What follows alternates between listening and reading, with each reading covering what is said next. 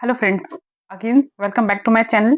जैसा इस सीरीज में हम एनसीईआरटी साइंस क्लास 6 को कवर कर रहे हैं और अभी तक हम लोग के 4 चैप्टर कंप्लीट हो चुके हैं और इस चैप्टर में आज कंप्लीट करेंगे हम 5th को। ठीक है, तो चलिए वीडियो स्टार्ट करते हैं। चैप्टर का नाम है सेपरेशन ऑफ सब्सटेंसेज। इसका मतलब है आपके पास अगर कोई मिक्सचर है तो आप उसे कैसे सेपरेट करेंगे, उनके सब्सटेंसेस को अलग अलग। ठीक है, इसमें अलग अलग टाइप के आपको मिक्सचर्स मिलेंगे तो उन्हें सेपरेट करने के प्रिंसिपल भी डिफरेंट हैं। One by one separation methods के प्रिंसिपल देखेंगे और उनका यूज देखेंगे। चलिए वीडियो स्टार्ट करते हैं। फर्स्ट है, देखिए, हैंड पिकिंग। अब हैंड पिकिंग जो है उसमें प्रिंसिपल क्या वर्क करता है कि अगर इम्प्योरिटीज दोनों सॉलिड स्टेट में हैं और वो इम्प्योरिटीज आप अगर हाथ से उसे उठा सकते हैं, उनका साइज इतना इनफ बड़ा होना चाहिए साइज कि आप उसे हाथ से पिक कर सकें, तो ऐसे इम्प्योरिटीज में जो मेथड यूज होता है वो होता है हैंड पिकिंग का। ठीक है, इस मेथड में भी क्या क्या है कि this method of hand picking can be used for separating slightly larger sized impurities। वही बात है, जो लार्ज साइज की impurities हैं उन्हें हटाने के लिए, like piece of dirt, stone, husk from wheat, rice and pulses, है ना। जैसे आप यहाँ पे देख पा रहे हैं, दाल में छोटे छोटे कंकड़ हैं अगर काले काले, तो उनका इनफ साइज इतना है कि हम उन्हें हाथ से उठा सकते हैं। तो ऐसी जगहों पे कौन सी प्रोसेस यूज होती है? Hand picking. उसके बाद जो नेक्स्ट है वो होता है थ्रेशिंग। थ्रेशिंग क्या होता है कि removal of husk from the grains. जो भी हमने कटाई करी है, कटाई करने के बाद जो ग्रेन्स मिलते हैं ना इस तरह के। आप किस तरह ग्रेन्स देखते हैं बताइए? खेतों में इस तरह ग्रेन्स रहते हैं, इस तरह के, उसमें छोटे छोटे छोटे। और ये कवर्ड किससे रहते हैं? इनके इसमें कवरिंग होती है हस्क की।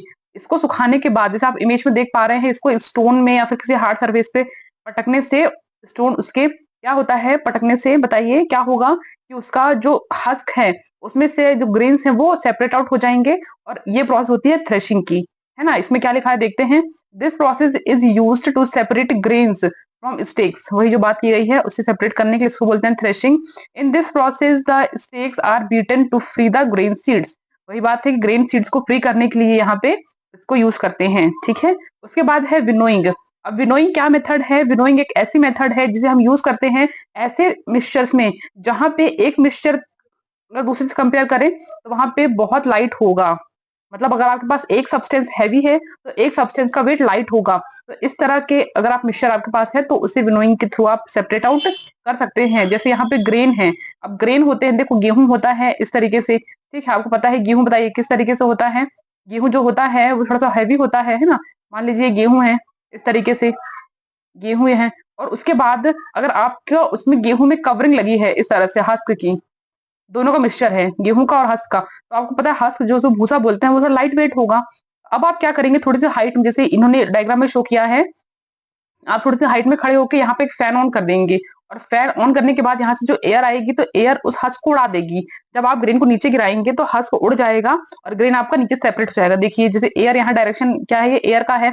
उसके बाद जो ग्रेन्स है वो नीचे से यहाँ पे पूरे कलेक्ट हो रहे हैं और हस्क यहाँ से उड़ जा रहा है। तो आपको प्रिंसिपल समझ में आया कि अगर आपके पास एक हैवियर पार्टिकल है और एक लाइटर पार्टिकल है तो उन्हें सेपरेट करने की कौन सी प्रोसेस यूज होती है? वो प्रोसेस होती है विनोइंग। ठीक है, विनोइंग नाम याद रहेगा। अभी तक हमने कितनी प्रोसेस पढ़ ली? 3 प्रोसेस पढ़ ली हैं। और अब देखेंगे फोर्थ प्रोसेस, वो होता है सीविंग। सीविंग मतलब होता है छानना। तो सीविंग का प्रोसेस का प्रिंसिपल कहाँ है कि अगर आपके पास स्मॉलर पार्टिकल्स हैं, दोनों ही पार्टिकल स्मॉलर हैं, पर उन्हें हाथ से अलग नहीं कर सकते ना उन्हें उड़ा सकते। क्यों? क्योंकि दोनों ही लाइटर पार्टिकल्स है। अगर आप उन्हें विनोइंग के थ्रू सेपरेट करना चाहेंगे तो दोनों ही पार्टिकल्स उड़ जाएंगे क्योंकि दोनों ही लाइट इन वेट हैं। ठीक है, तो ऐसे प्रोसेस के लिए आप क्या यूज करेंगे? बताइए क्या यूज करेंगे? सीविंग यूज करेंगे। ठीक है, सीविंग। अब सीविंग क्या है देख लेते हैं। In this method small particles pass through the pores of sieve. मतलब कि जो स्मॉल पार्टिकल्स है वो सीव के थ्रू पास होते हैं। सीव मतलब छन्नी, छन्नी के थ्रू पास होते हैं। And larger one are retained by the sieves.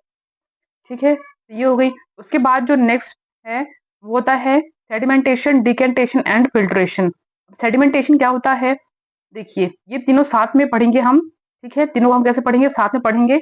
अगर आप देखें सेडिमेंटेशन, जैसे आपने यहाँ पे डायग्राम में दिख रहा है कि ये एक सोल्यूशन है। ठीक है, वाटर का सोल्यूशन है, इसमें वाटर भी और इम्प्योरिटीज भी हैं। अब आपने अगर इसे थोड़ी देर के लिए स्टेबल रख दिया तो क्या होगा? इम्प्योरिटीज नीचे आ जाएंगी और पानी ऊपर अलग हो जाएगा। ये प्रोसेस होता है सेडिमेंटेशन। समझ में आ रहा है? एक करके पढ़ेंगे। तो देखिए सेडिमेंटेशन में क्या लिखा है? When the heavier components in a mixture settle after water is added to it, है ना। The process is called sedimentation, मतलब कि आपने वही बात की गई है कि कुछ देर में क्या होगा, जो इम्प्योरिटीज है वो नीचे सेटल डाउन हो जाएंगी और ऊपर वाटर हो जाएगा, ये हुआ सेडिमेंटेशन। उसके बाद सेकंड होगा डिकेंटेशन। तो डिकेंटेशन में क्या होता है, देखिए जो इम्प्योरिटीज नीचे रह गई हैं, आप देख पा रहे हैं इम्प्योरिटीज नीचे रह गई हैं। अब इन इम्प्योरिटीज को स्टेबल होने के बाद पानी को जब आप सेपरेट करते हैं, वो प्रोसेस होती है डिकेंटेशन। देखिए इसमें क्या लिखा हुआ है, when the water is removed from the settled impurities the process is called decantation, मतलब कि वाटर का रिमूवल आप कर रहे हैं इम्प्योरिटीज से, ये प्रोसेस होगा डिकेंटेशन। ठीक है। उसके बाद फिर आता है फिल्ट्रेशन। अब देखिए आपने यहाँ पे डिकेंटेशन कर लिया, पर क्या आप इसका पूरा वाटर रिमूव कर पाएंगे? नहीं, क्योंकि कुछ लेवल तक आने के बाद है ना, क्या होगा, जब यहाँ पे आप कुछ लेवल तक आएंगे तो साथ में वाटर के साथ इम्प्योरिटीज भी आने लग जाएंगी और वहां पे आपका डिकेंटेशन प्रोसेस रुक जाएगा। उसके बाद जो रिमेनिंग वाटर है, अब आप उसे सेपरेट कैसे करेंगे, तो उसके लिए यूज करेंगे फिल्ट्रेशन। ठीक है। देखिए फिल्ट्रेशन ये इस तरह का मेथड होता है फिल्ट्रेशन, आप एक फनल लेंगे, फनल में फिल्टर पेपर लगा के और उसके थ्रू फिर आप उसको फिल्ट्रेशन, जो आपका रिमेनिंग वाटर है विद इम्प्योरिटीज, उसे आप सेपरेट आउट कर सकते हैं। ठीक है। तो यहाँ पे देख लेते हैं फिल्ट्रेशन के बारे में क्या लिखा हुआ है। Filtration is used for separation of what, separation of solid, है ना, from fluid by the help of filter medium, मतलब फिल्टर पेपर। ठीक है। तो ये होती है फिल्ट्रेशन प्रोसेस। उसके बाद अगर हम बात करें, अब देखिए अब हम देखते हैं इवेपोरेशन।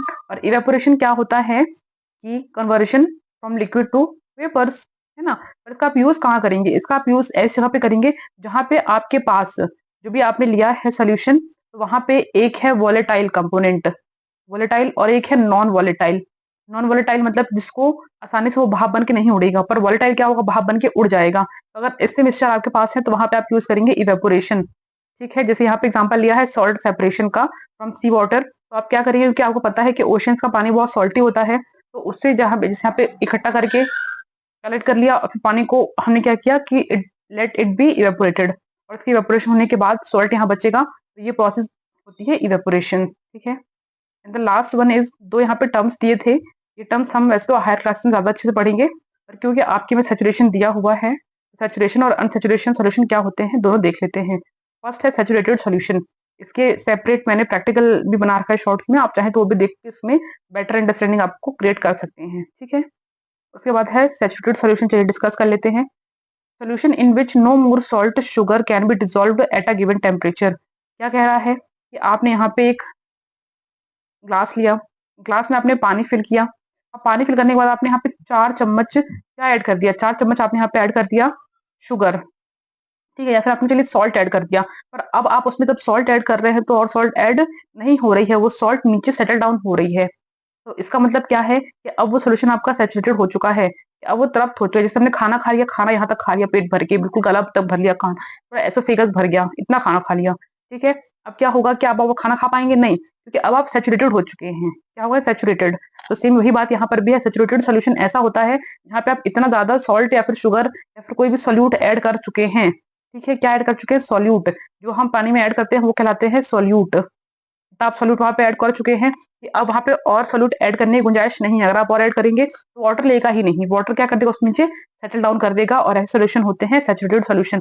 और अनसैचुरेटेड सोल्यूशन अगर आपको समझना है तो आप समझ सकते हैं कि आपको भूख बहुत ज्यादा लगी है, पर आपने सिर्फ एक रोटी खाई है अभी, इसका मतलब आपके स्टमक में अभी और इनफ स्पेस है कि आप और अभी खाने को कंज्यूम कर सकते हैं।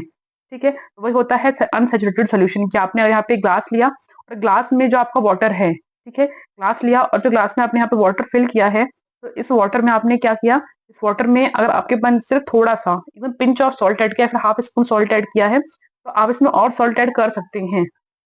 ठीक है। तो ये क्या कहलाते हैं, ये होते हैं आपके, बताइए क्या सोल्यूशन बन गया, ये सैचुरेटेड सोल्यूशन या अनसैचुरेटेड सोल्यूशन, अनसैचुरेटेड सोल्यूशन। ठीक है। तो यहाँ पे देख लेते हैं, solution in which more sugar और salt can be added, these are called unsaturated solution. तो ये सारी प्रोसेस थी सेपरेशन की, और हमने पढ़े सैचुरेटेड और अनसैचुरेटेड सॉल्यूशंस क्या होते हैं।